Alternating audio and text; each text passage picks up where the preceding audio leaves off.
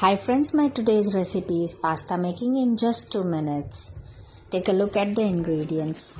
I have taken wheat pasta which I have boiled and added salt while boiling.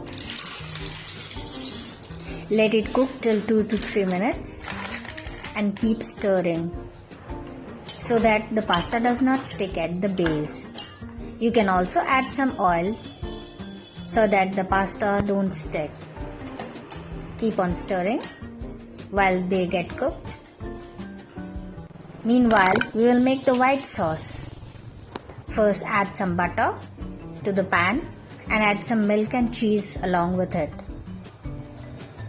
Then add the corn flour according to the consistency, maybe 1 or 2 spoons,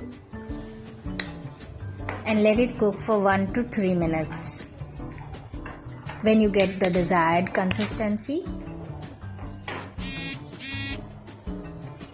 you can add the oregano seasoning and then add the pasta which you have already boiled and the corn and give it a mix, and your pasta is almost ready. Just cook it for 1 minute and they are ready to be served.